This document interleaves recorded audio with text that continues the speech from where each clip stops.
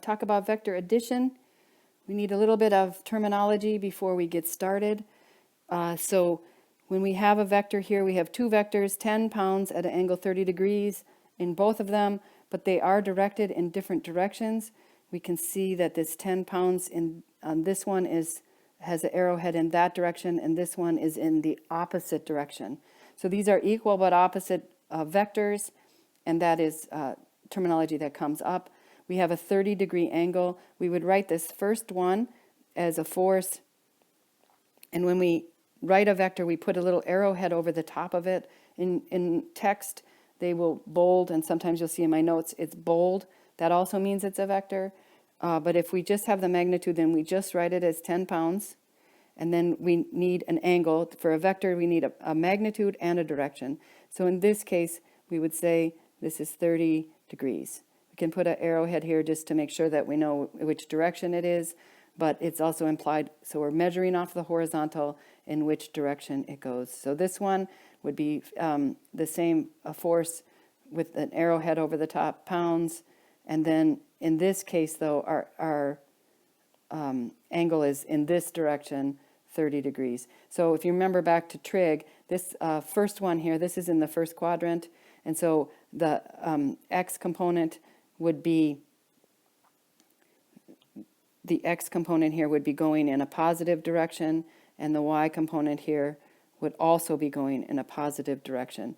In the second one, we're actually in the third quadrant, so you can see to add these vectors, we would need a negative y component and a negative x component. That is, if we are using a sign convention where this is positive and this is positive y.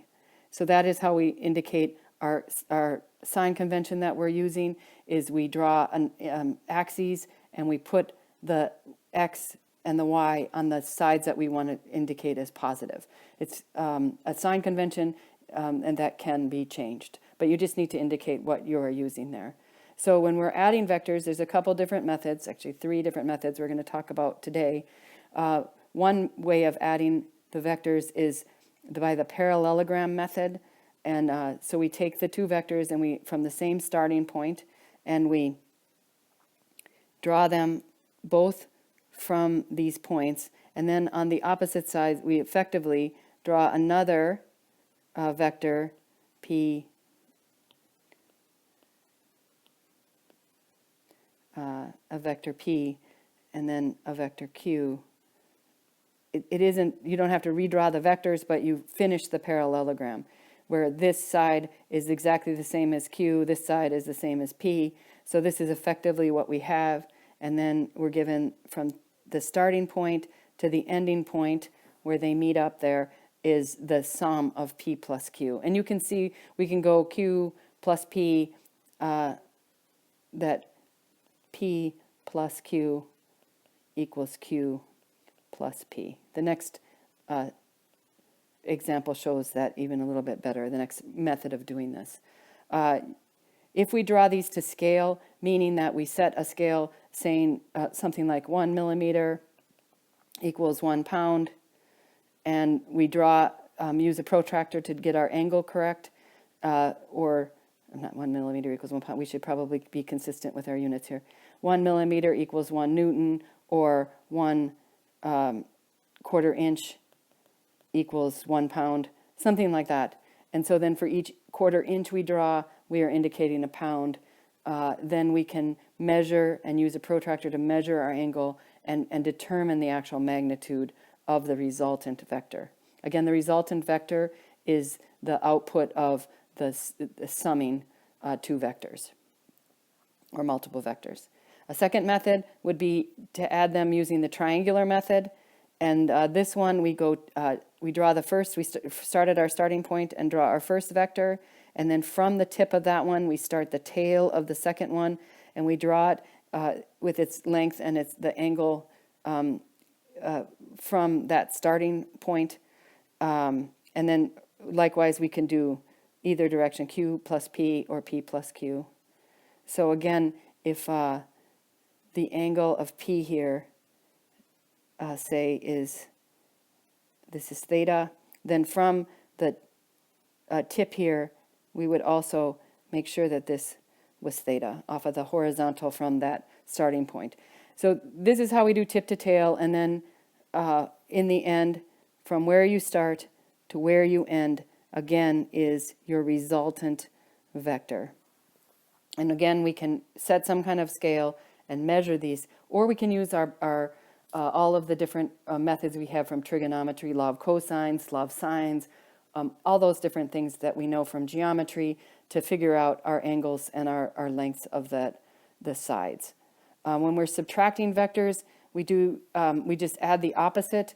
So again, if this is P and this is Q, to add them, we start with P, and then, or to subtract them, P minus Q, we start with P, and then we add the opposite.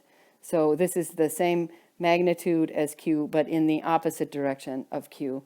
And then from where we start to where we end is our resultant vector, or P minus Q.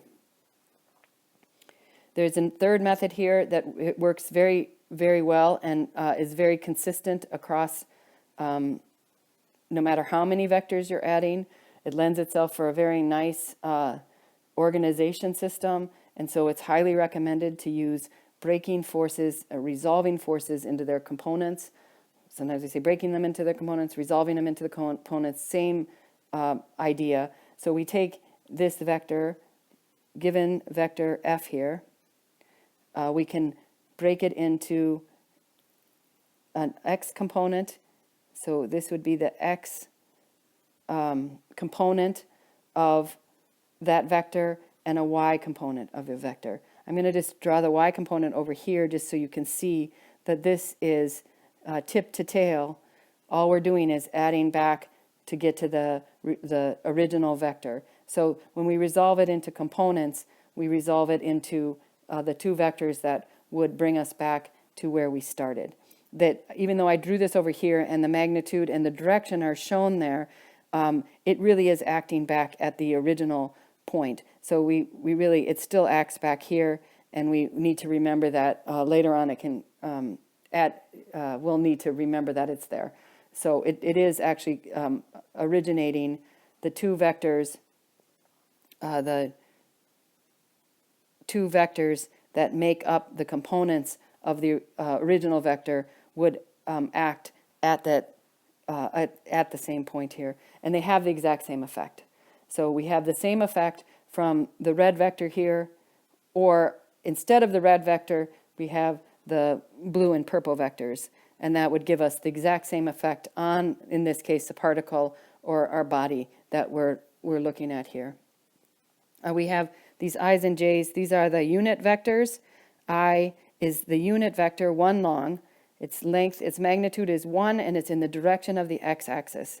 And the j vector here is magnitude 1 unit of whatever units we're using, and in the direction of the y-axis. So we can break this vector, we can write this vector as sum of its components. So f of x, or the force vector equals f of x in the I direction plus f y in the j direction. And you'll see when we get to 3 dimensions, we can do the same thing with f of z plus f of z in the k direction, which is along the z axis. But when we write this vector again, we put the arrowhead on top. That indicates that it's a vector. And then we have the magnitudes f of x and f of y are scalars, and they're multiplied by the unit vectors. So this indicates it's a vector. So to find our components here, we just remember our right triangle trig, and we can say that looking at that angle there, the cosine of theta would be the adjacent side, which is f of x over f of y, or I'm sorry, f of x over f. And so the x component would be the magnitude f times the cosine of theta. And that would give us our x component, the component of the vector in the x direction, the for the I. And then sine of theta would be Fy over F. So the y component of that force vector F would be the magnitude of F multiplied by the sine of theta. And so using this, we can break our vectors into their components. We can sum all of the different x components, however many we have, and then multiply that by the I vector, the unit vector, and then the sum of, in the y directions, that looks more like an x.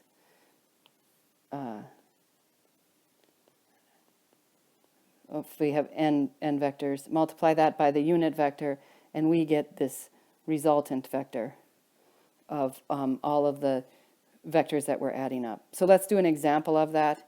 We have this hook with two forces on it. We have a 200-pound force at a 25-degree angle from the vertical, and a 300-pound force at a 45-degree angle from a vertical.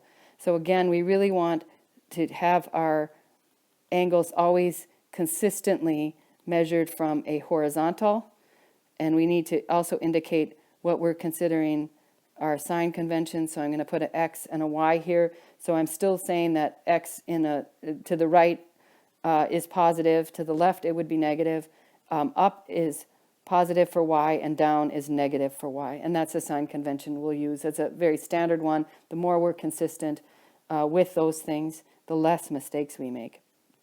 So again, this we want to measure off of the x-axis. This makes a 90-degree angle, the x and the y, so we know this is 45 degrees. And then on this angle over here, I'm also making a 90-degree angle with the horizontal, so this would be 65 degrees. And we can see that the components, we can draw them on here. So my x component, actually I'll do my y's first so that I see where they hit. So my y component of the 300-pound load would be here, and my y component of the 200-pound load would be here, and then I can draw in here my x components. So first let's give some notation here. So I'm just going to call this one, so we set up our problem. We'll call this vector A, and we'll call this one vector B.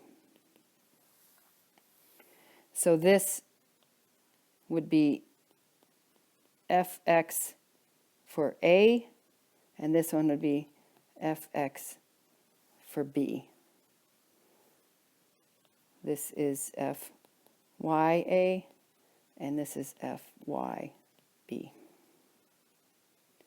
So now that I have some notation and a sketch drawn, and it's fairly clear what I need to do, or what at least when I do it, what I'm relating back to. And that helps you be organized, and it also helps people who are looking at your calculations understand what you're doing. So let's look at the x components of these vectors.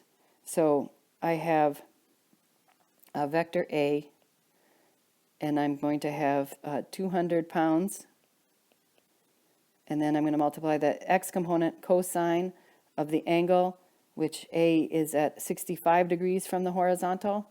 But I have to pay attention here because my x component is going in a negative direction, so I need to apply that negative. And that would give me negative 84 and 52 pounds. And then vector B, I have, for the x component, I have 300 pounds is the magnitude of our force times the cosine of 45 degrees. And that would give me 212 and 1300ths. And again, this one for B, f of x, B is in the positive x direction, so that one would be positive. So here we can sum this. The sum of the fx's would be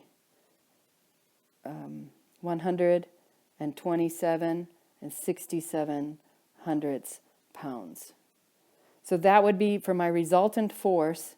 This would be the resultant X component. So we can do the same thing here for Fy. Just going to move this over a little. Here's my x-axis.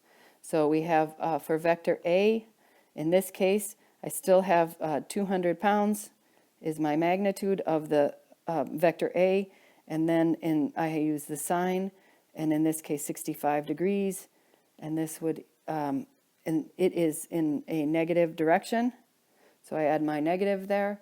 I get negative 181 and 26 pounds, and then B, I have 300 pounds, sine of 65 degrees, and that is also negative. Make sure we apply that negative, and that would give me negative 212 and 13 pounds, and then I can find the sum of f of y, and this would give me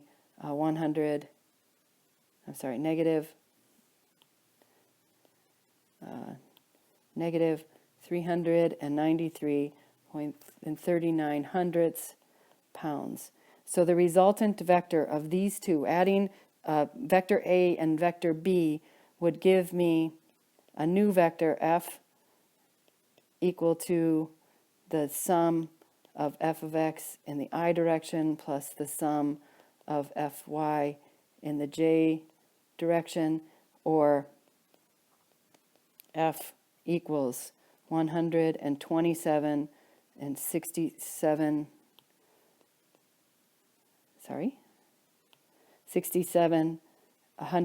pounds I minus 393 and 39 pounds j. You can say this is plus a negative to be consistent in knowing we have a positive x and a negative y, that our angle will be over in the fourth quadrant, essentially.